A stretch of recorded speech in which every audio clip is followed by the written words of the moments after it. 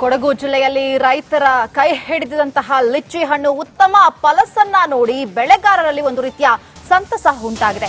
ಹಣ್ಣು ಪಕ್ಷಿಗಳ ಪಾಲಾಗದಂತೆ ನೆಟ್ಟನ್ನ ಅಳವಡಿಕೆ ಮಾಡಿಕೊಂಡಿದ್ದಾರೆ. ಇದು ಕೂಡ ಒಳ್ಳೆ ಫಲಸನ್ನ ಬರೋದಕ್ಕೆ ಸಪೋರ್ಟ್ ಮಾಡಿದೆ. ಲಿಚ್ಚಿ ಹಣ್ಣಿಗೆ ಉತ್ತಮ ಬೇಡಿಕೆ ಇದ್ದು ಈಗ ಬೆಲೆ ಕೂಡ ಹೆಚ್ಚಾಗಿದೆ. ಸೋಮವಾರಪೇಟೆಯ ಕುಂಬೂರಿನ ಲಿಚ್ಚಿ ಹಣ್ಣಿನ ತೋಟದಲ್ಲಿ ಕೊಡಗಿನಲ್ಲಿ ಲಿಚ್ಚಿ ಹಣ್ಣಿನ ವೈನ್ಗೆ ಭಾರಿ ಬೇಡಿಕೆ ಕೂಡ ಇದೆ. ವೈನ್ ಅನ್ನ ಸಾಕಷ್ಟು ಹಣ್ಣುಗಳಿಂದ ತಯಾರು ಮಾಡ್ತಾರೆ. ಅದರಲ್ಲೂ ಲಿಚ್ಚಿ ಹಣ್ಣಿನಿಂದ ಮಾಡಿದಂತಹ ವೈನ್ಗೆ ಸಾಕಷ್ಟು ಬೇಡಿಕೆ ಇದೆಯಂತೆ. ಫಲಸು ಕೂಡ ಚೆನ್ನಾಗಿ ಬಂದಿದೆ. ಸೋಮವಾರಪೇಟೆ ತಾಲೂಕಿನಲ್ಲಿ ರೈತರು ಸಂತಸವನ್ನ ವ್ಯಕ್ತಪಡಿಸ್ತಾ ಇದ್ದಾರೆ. ದೃಶ್ಯಗಳಲ್ಲಿ ಗಮನಿಸ್ತಾ ಇದ್ದೀವಿ. ಲಿಚ್ಚಿ ಹಣ್ಣಿನಿಂದ ಮಾಡುವಂತಹ ವೈನ್ಗೆ ಸಾಕಷ್ಟು ಬೇಡಿಕೆ ಇದೆ. ಕೊಡಗಿನಲ್ಲಿ ಅದರಲ್ಲೂ ವಿಶಿಷ್ಟವಾಗಿ ವೈನ್ ಅನ್ನ ತಯಾರು ಮಾಡ್ತಾರೆ. ಬೇರೆ ಬೇರೆ ಹಣ್ಣುಗಳನ್ನ ಬಳಕೆ ಮಾಡಿಕೊಂಡು ವೈನ್ ಅನ್ನ ತಯಾರು ಮಾಡ್ತಾರೆ. ಅದರಲ್ಲೂ ಲಿಚ್ಚಿ ಹಣ್ಣನ್ನ ಯೂಸ್ ಮಾಡಿ ತಯಾರಾಗುವಂತಹ ವೈನ್ಗೆ ಸಾಕಷ್ಟು ಬೇಡಿಕೆ ಇದೆ. ಈ ಬಾರಿ ಚೆನ್ನಾಗಿ ಫಲಸು ಬಂದಿದೆ. ದೃಶ್ಯಗಳಲ್ಲಿ ಗಮನಿಸ್ತಾ ಇದ್ದೀವಿ ಯಾವ ರೀತಿ ಅದನ್ನ ನೆಟ್ಟನ್ನ ಬಳಕೆ ಮಾಡಿಕೊಂಡು ಯಾವುದೇ ರೀತಿಯಾಗಿ ಬೇರೆ ಪಕ್ಷಿಗಳ ಪಾಲಾಗದಂತೆ ಆ ಹಣ್ಣನ್ನ ಸಂರಕ್ಷಣೆ ಮಾಡ್ಕೊಂಡಿದ್ದಾರೆ. ಫಲಸು ಚೆನ್ನಾಗಿ ಬಂದಿದೆ ಈ ಬಾರಿ.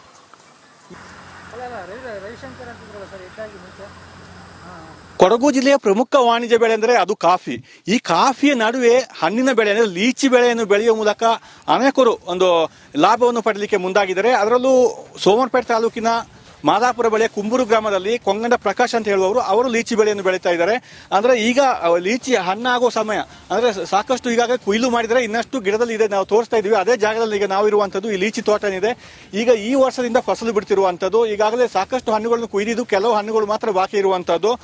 ಅಂದರೆ ಇದು ಗಿಡ ನಟ್ಟು ಹಣ್ಣಾಗಲಿಕ್ಕೆ ಸುಮಾರು 6 ರಿಂದ 7 ವರ್ಷ ಬೇಕು ಅಂತ ಅವರು ಹೇಳ್ತಾ ಇದ್ದಾರೆ. ಈಗ 7 ವರ್ಷ ಆದ್ರಿಂದ ಫಸಲು ಬಿಡಲಿಕ್ಕೆ ಆರಂಭವಾಗಿದೆ. ಅಂದರೆ ಇದರ ನಿರ್ವಹಣೆ ಬಗ್ಗೆ ಇಲ್ಲಿ ತೋಟಗಾರಿಕಾ ಸಂಶೋಧನಾ ಕೇಂದ್ರ ಇದೆ ಚಟ್ಟಳ್ಳಿಯಲ್ಲಿ. ಅವರು ಬಂದು ಅವರ ವಿಜ್ಞಾನಿಗಳಿದ್ದಾರೆ, ಅವರು ಬಂದು ಅವ್ರಿಗೆ ಮಾಹಿತಿ ಕೊಡ್ತಾರೆ ಯಾವ ರೀತಿ ಬೆಳೆಸಬೇಕಂತ ಹೇಳಿ. ಅದೇ ರೀತಿ ಇವರು ನಿರ್ವಹಣೆಯನ್ನು ಕೂಡ ಮಾಡ್ತಾ ಇದ್ದಾರೆ. ಅಂದ್ರೆ ಲೀಚ್ ಅಂದ್ರೆ ಹಣ್ಣಂದ್ರೆ ಎಲ್ಲರ ಬಾಯಲ್ಲಿ ನೀರೂರಿಸುವಂತ ಹಣ್ಣು ಇದು. ಅಂದ್ರೆ ಸಾಕಷ್ಟು ಬೆಲೆ ಬಾಳುವ ಹಣ್ಣು. ಇದಕ್ಕೆ 350 ರಿಂದ 450 ವರೆಗೂ ಈಗ ಒಂದು ಕೆಜಿಗೆ ಬೆಲೆ ಇದೆ. ಅದರಿಂದ ಹೆಚ್ಚು ಲಾಭದಾಯಕ ಕೂಡ ಇದು ಚೆನ್ನಾಗಿ ಬೆಳೆದ್ರೆ ಈಗ ಮುಂದಿನ ವರ್ಷದಿಂದ ಸಾಕಷ್ಟು ಫಸಲು ಬರುವ ನಿರೀಕ್ಷೆಯಲ್ಲಿ ಕೂಡ ಅವರು ಇದ್ದಾರೆ.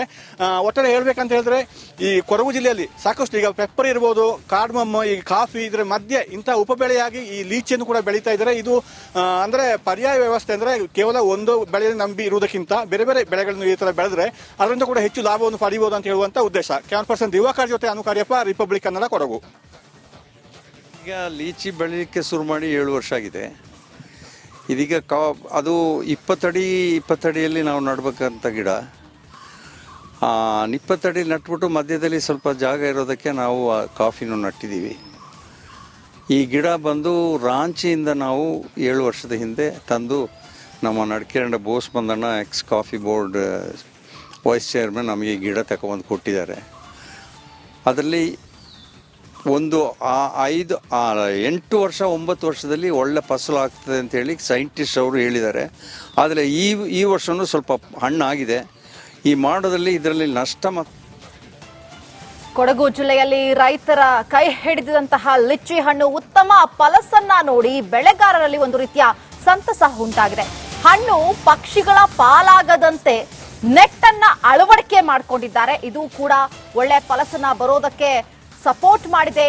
ಲಿಚ್ಚಿ ಹಣ್ಣಿಗೆ ಉತ್ತಮ ಬೇಡಿಕೆ ಇದ್ದು ಈಗ ಬೆಲೆ ಕೂಡ ಹೆಚ್ಚಾಗಿದೆ. ಸೋಮವಾರಪೇಟೆಯ ಕುಂಬೂರಿನ ಲಿಚ್ಚಿ ಹಣ್ಣಿನ ತೋಟದಲ್ಲಿ ಕೊಡಗಿನಲ್ಲಿ ಲಿಚ್ಚಿ ಹಣ್ಣಿನ ವೈನ್ಗೆ ಭಾರಿ ಬೇಡಿಕೆ ಕೂಡ ಇದೆ. ವೈನ್ ಅನ್ನ ಸಾಕಷ್ಟು ಹಣ್ಣುಗಳಿಂದ ತಯಾರು ಮಾಡ್ತಾರೆ. ಅದರಲ್ಲೂ ಲಿಚ್ಚಿ ಹಣ್ಣಿನಿಂದ ಮಾಡಿದಂತಹ ವೈನ್ಗೆ ಸಾಕಷ್ಟು ಬೇಡಿಕೆ ಇದೆಯಂತೆ. ಫಲಸು ಕೂಡ ಚೆನ್ನಾಗಿ ಬಂದಿದೆ. ಸೋಮವಾರಪೇಟೆ ತಾಲೂಕಿನಲ್ಲಿ ರೈತರು ಸಂತಸವನ್ನ ವ್ಯಕ್ತಪಡಿಸ್ತಾ ಇದ್ದಾರೆ. ದೃಶ್ಯಗಳಲ್ಲಿ ಗಮನಿಸ್ತಾ ಇದ್ದೀವಿ. ಲಿಚ್ಚಿ ಹಣ್ಣಿನಿಂದ ಮಾಡುವಂತಹ ವೈನ್ಗೆ ಸಾಕಷ್ಟು ಬೇಡಿಕೆ ಇದೆ. ಕೊಡಗಿನಲ್ಲಿ ಅದರಲ್ಲೂ ವಿಶಿಷ್ಟವಾಗಿ ವೈನ್ ಅನ್ನ ತಯಾರು ಮಾಡ್ತಾರೆ. ಬೇರೆ ಬೇರೆ ಹಣ್ಣುಗಳನ್ನ ಬಳಕೆ ಮಾಡಿಕೊಂಡು ವೈನ್ ಅನ್ನ ತಯಾರು ಮಾಡ್ತಾರೆ. ಅದರಲ್ಲೂ ಲಿಚ್ಚಿ ಹಣ್ಣನ್ನ ಯೂಸ್ ಮಾಡಿ ತಯಾರಾಗುವಂತಹ ವೈನ್ಗೆ ಸಾಕಷ್ಟು ಬೇಡಿಕೆ ಇದೆ. ಈ ಬಾರಿ ಚೆನ್ನಾಗಿ ಫಲಸು ಬಂದಿದೆ. ದೃಶ್ಯಗಳಲ್ಲಿ ಗಮನಿಸ್ತಾ ಇದ್ದೀವಿ ಯಾವ ರೀತಿ ಅದನ್ನ ನೆಟ್ಟನ್ನ ಬಳಕೆ ಮಾಡಿಕೊಂಡು ಯಾವುದೇ ರೀತಿಯಾಗಿ ಬೇರೆ ಪಕ್ಷಿಗಳ ಪಾಲಾಗದಂತೆ ಆ ಹಣ್ಣನ್ನ ಸಂರಕ್ಷಣೆ ಮಾಡ್ಕೊಂಡಿದ್ದಾರೆ. ಫಲಸು ಚೆನ್ನಾಗಿ ಬಂದಿದೆ ಈ ಬಾರಿ.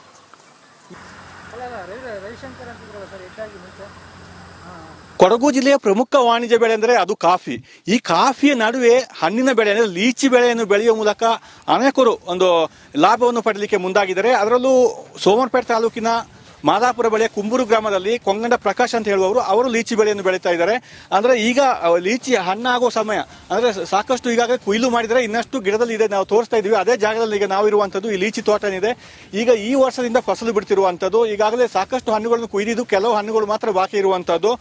ಅಂದ್ರೆ ಇದು ಗಿಡ ನಟ್ಟು ಹಣ್ಣಾಗಲಿಕ್ಕೆ ಸುಮಾರು 6 ರಿಂದ 7 ವರ್ಷ ಬೇಕು ಅಂತ ಅವರು ಹೇಳ್ತಾ ಇದ್ದಾರೆ. ಈಗ 7 ವರ್ಷ ಅದರಿಂದ ಫಸಲು ಬಿಡಲಿಕ್ಕೆ ಆರಂಭವಾಗಿದೆ. ಅಂದ್ರೆ ಇದರ ನಿರ್ವಹಣೆ ಬಗ್ಗೆ ಇಲ್ಲಿ ತೋಟಗಾರಿಕಾ ಸಂಶೋಧನಾ ಕೇಂದ್ರ ಇದೆ ಚಟ್ಟಳ್ಳಿಯಲ್ಲಿ, ಅವರು ಬಂದು ಅವರ ವಿಜ್ಞಾನಿಗಳಿದ್ದಾರೆ, ಅವರು ಬಂದು ಅವರಿಗೆ ಮಾಹಿತಿ ಕೊಡ್ತಾರೆ ಯಾವ ರೀತಿ ಬೆಳೆಸಬೇಕಂತ ಹೇಳಿ. ಅದೇ ರೀತಿ ಇವರು ನಿರ್ವಹಣೆಯನ್ನು ಕೂಡ ಮಾಡ್ತಾ ಇದ್ದಾರೆ. ಅಂದ್ರೆ ಲೀಚ್ ಅಂದ್ರೆ ಹಣ್ಣಂದ್ರೆ ಎಲ್ಲರ ಬಾಯಲ್ಲಿ ನೀರೂರಿಸುವಂತ ಹಣ್ಣು ಇದು.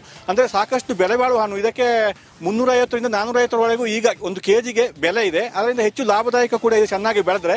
ಈಗ ಮುಂದಿನ ವರ್ಷದಿಂದ ಸಾಕಷ್ಟು ಫಸಲು ಬರುವ ನಿರೀಕ್ಷೆಯಲ್ಲಿ ಕೂಡ ಅವರಿದ್ದಾರೆ. ಒಟ್ಟಾರೆ ಹೇಳ್ಬೇಕಂತ ಹೇಳಿದ್ರೆ ಈ ಕೊಡಗು ಜಿಲ್ಲೆಯಲ್ಲಿ ಸಾಕಷ್ಟು ಈಗ ಪೆಪ್ಪರ್ ಇರ್ಬೋದು, ಕಾರ್ಡಮಮ್, ಈ ಕಾಫಿ, ಇದರ ಮಧ್ಯೆ ಇಂತಹ ಉಪಬೆಳೆಯಾಗಿ ಈ ಲೀಚಿಯನ್ನು ಕೂಡ ಬೆಳೀತಾ ಇದ್ದಾರೆ. ಇದು ಅಂದ್ರೆ ಪರ್ಯಾಯ ವ್ಯವಸ್ಥೆ, ಅಂದ್ರೆ ಕೇವಲ ಒಂದು ಬೆಳೆಯನ್ನು ನಂಬಿ ಇರುವುದಕ್ಕಿಂತ ಬೇರೆ ಬೇರೆ ಬೆಳೆಗಳನ್ನು ಈ ತರ ಬೆಳೆದ್ರೆ ಅದರಿಂದ ಕೂಡ ಹೆಚ್ಚು ಲಾಭವನ್ನು ಪಡೆಯಬಹುದು ಅಂತ ಹೇಳುವಂತ ಉದ್ದೇಶ. ಕ್ಯಾನ್ ಪರ್ಸನ್ ದಿವಾಕರ್ ಜೊತೆ ಅನುಕಾರ್ಯಪ್ಪ, ರಿಪಬ್ಲಿಕ್ ಕನ್ನಡ, ಕೊಡಗು. ಈಗ ಲೀಚಿ ಬೆಳೀಲಿಕ್ಕೆ ಶುರು ಮಾಡಿ 7 ವರ್ಷ ಆಗಿದೆ.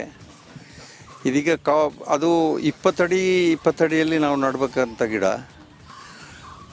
20 ಅಡಿ ನಟ್ಬಿಟ್ಟು ಮಧ್ಯದಲ್ಲಿ ಸ್ವಲ್ಪ ಜಾಗ ಇರೋದಕ್ಕೆ ನಾವು ಕಾಫಿನೂ ನಟ್ಟಿದ್ದೀವಿ.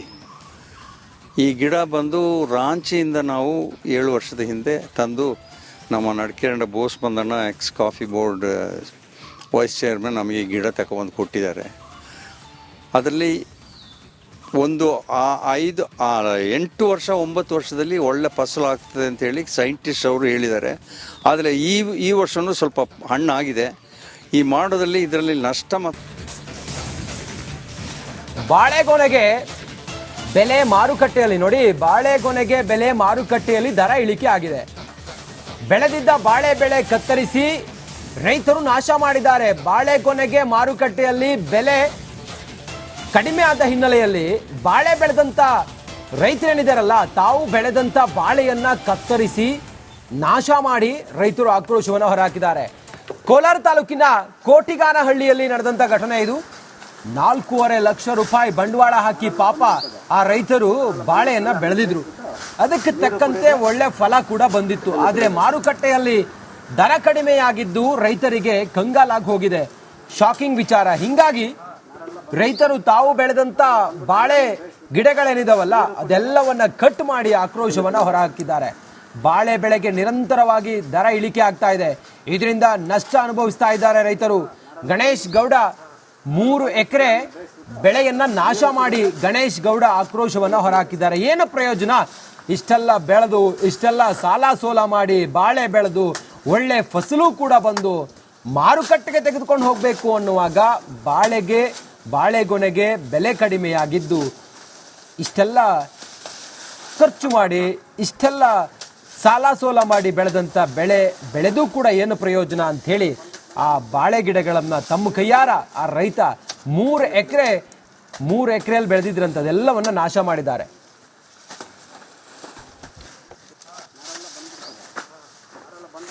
ಕಷ್ಟಪಟ್ಟು ಬೆಳೆದಂತಹ ಬೆಳೆ ಇವತ್ತು ಏನು ಕೈಗೆ ಸಿಗ್ತಾ ಇಲ್ಲ ನಿಟ್ಟಿನಲ್ಲಿ ಇವತ್ತು ರೈತ ಬಾಳೆಹಣ್ಣಿನ ತೋಟಗಳನ್ನು ಏನು ಕಡಿತಾ ಇರುವಂಥದ್ದು. ಇವತ್ತು ನಾನು ಅದೇ ಜಾಗದಲ್ಲಿದ್ದೇನೆ. ದೃಶ್ಯ ನೋಡ್ತಿದ್ರೆ ಇದು ಕೋಲಾರ ತಾಲೂಕಿನ ಕೋಟಿಗನಹಳ್ಳಿ ಗ್ರಾಮ. ಇಲ್ಲಿ ರೈತ ಏನು ಸುಮಾರು 3 ಎಕರೆ ಜಮೀನಿನಲ್ಲಿ ಬೆಳೆದಿರುವಂತಹ ಬಾಳಿನ ತೋಟ ಇದು. ಆದರೆ ಏನು ಬೆಳೆದಂಥ ಬೆಳೆಗೆ ಸರಿಯಾದ ರೇಟ್ ಸಿಗ್ತಾ ಇಲ್ಲ ನಿಟ್ಟಿನಲ್ಲಿ ಇವತ್ತು ಏನು ಬೆಳೆಯನ್ನು ಕಟಾವು ಮಾಡ್ತಿರೋದು, ಅಂದರೆ ತೋಟವನ್ನೇ ಕಟಾವು ಮಾಡ್ತಾ ಇರುವಂಥದ್ದು. ಸುಮಾರು 3 ರಿಂದ 4 ಲಕ್ಷ ರೂಪಾಯಿ ವೆಚ್ಚ ಮಾಡಿ ಬೆಳೆದಂತಹ ಈ ಬೆಳೆ ಇವತ್ತು ರೈತನ ಕೈಗೆ ಸಿಗ್ತಾ ಇಲ್ಲ. ಅಂದರೆ ಮಾರುಕಟ್ಟೆಯಲ್ಲಿ ಸುಮಾರು 10 ರೂಪಾಯಿಗೆ ಏನು ಹಣ್ಣನ್ನು ಕೇಳ್ತಾ ಇರೋ ನಿಟ್ಟಿನಲ್ಲಿ ಇವತ್ತು ರೈತ ಏನು ತನಗೆ ಬೆಲೆ ಸಿಗ್ತಾ ಇಲ್ಲ ನಿಟ್ಟಿನಲ್ಲಿ ಇವತ್ತು ಮೊದಲು ಗೊತ್ತಾಗಿಲ್ವ ಅಂದ್ರೆ ನಿಮ್ಮ ರೇಟ್ ಇತ್ತು? ರೇಟ್ ಇತ್ತು ಸರ್. ಮೊದಲು 100 ರೂಪಾಯಿ 90 ರೂಪಾಯಿ ಹೋಗ್ತಾ ಇತ್ತು. ಅದೇ ರೇಟ್ ಇದ್ದಿದ್ರೆ ಒಂದಷ್ಟು ನಮ್ಗೆ ಮುಂದೆ ಬರ್ತಾ ಇದ್ರಿ. ಈಗಲೂ ಏಕ್ದಮ್ ಕುಸಿದೆ ಇದು ಬಾಳೆಹಣ್ಣು ಏಲಕ್ಕಿ. ಇಲ್ಲಿ ಕೆಜಿ 10 ರೂಪಾಯಿ ಕೇಳ್ತಾರೆ. 10 ರೂಪಾಯಿ ಏನೂ ಸಿಗಲ್ಲ ಇಲ್ಲಿ. ಇದು ಗೊಬ್ಬರ ಕೊಡಬೇಕು, ಔಷಧಿ ಹೊಡಿಬೇಕು, ಇಲ್ಲೆಲ್ಲ ಎಲ್ಲ ಕ್ಲೀನ್ ಮಾಡಿಸ್ಬೇಕು. ಅದ್ರ ಮೇಂಟೆನೆನ್ಸ್ ಚಾರ್ಜ್ ಕೂಡ ಬರಲ್ಲ. ಅದಕ್ಕೆ ಇಟ್ಕೊಂಡು ಏನು ಮಾಡ್ಬೇಕಂತೇಳಿ ತೆಗಿಸ್ತಾರೆ ಸರ್. ಎಷ್ಟು ಖರ್ಚು ಮಾಡಿದ್ರಿ ಅಂತ ಹೇಳ್ಬಿಟ್ಟು ಸರ್? 3 ಎಕರೆಯಲ್ಲಿ 2600 ಗಿಡ ಉಳಿದ್ರಿ. 2600 ಗಿಡಗೂ 4 ರಿಂದ 4.5 ಲಕ್ಷ ರೂಪಾಯಿ ಬಂಡವಾಳ ಬಿದ್ದಿದೆ ಸರ್. ಅಂತ ಹೇಳಿದ್ರೆ ನೀವು ಮಾರ್ಕೆಟ್ಗೆ ತಗೊಂಡೋಗಕ್ಕೂ ನಿಮ್ಗೆ ಹಾಕಿರೋ ದುಡ್ಡು ಬರ್ತಾ ಇಲ್ಲ ಅಂತನಾ? ಇದು ಮಾರ್ಕೆಟ್ ತೊಗೊಂಡೋದ್ರು ಕೂಡ ಹಾಕಿರೋ ಬಂಡವಾಳ ಬರ್ತಲ್ಲ. ಕೆಜಿ 10 ರೂಪಾಯಿ ಅಂದರೆ ಇಲ್ಲಿ ಒಬ್ಬ ಮನುಷ್ಯನಿಗೆ ಒಂದು 600 ರಿಂದ 700 ರೂಪಾಯಿ ಇದು ಕೂಲಿ ಇದೆ ಸರ್. ಮತ್ತು 2 ಟೈಮ್ ಊಟ ಕೊಡಬೇಕು, ಇದೆಲ್ಲ ಖರ್ಚುಗಳಿದ್ದಾವೆ. ಇಲ್ಲಿಂದ ಟ್ರಾನ್ಸ್ಪೋರ್ಟ್ ಚಾರ್ಜ್ ಕೂಡ ಬರ್ತಾಯಿಲ್ಲ, ಆದರೂ ಬೇಡ ಅಂತ ಹೇಳ್ಬಿಟ್ಟು ಇದು ಮಾಡ್ತಾರೆ ಸರ್. ಇವಿಷ್ಟು ರೈತನ ಮಾತಾಡೋ ಒಟ್ಟಾರೆ ಹೇಳ್ಬೇಕಂತ ಹೇಳಿದ್ರೆ ಏನು ಸರ್ಕಾರಗಳು ಕೂಡಲೇ ರೈತನ ನೆರವಿಗೆ ಧಾವಿಸಬೇಕು, ಇಲ್ಲ ಅಂತ ಹೇಳಿದ್ರೆ ರೈತನ ಆತ್ಮಹತ್ಯೆಗಳು ಸಹ ಹೆಚ್ಚಾಗುವ ಸಂಭವ ಇದೆ ಅನ್ನೋದು ರೈತನ ಮಾತಾಡಿರುವಂಥದ್ದು. ಕ್ಯಾಮ್ರಾ ಶಿವ ಜೊತೆ ಸುರೇಶ್, ರಿಪಬ್ಲಿಕ್ ಕನ್ನಡ, ಕೋಲಾರ.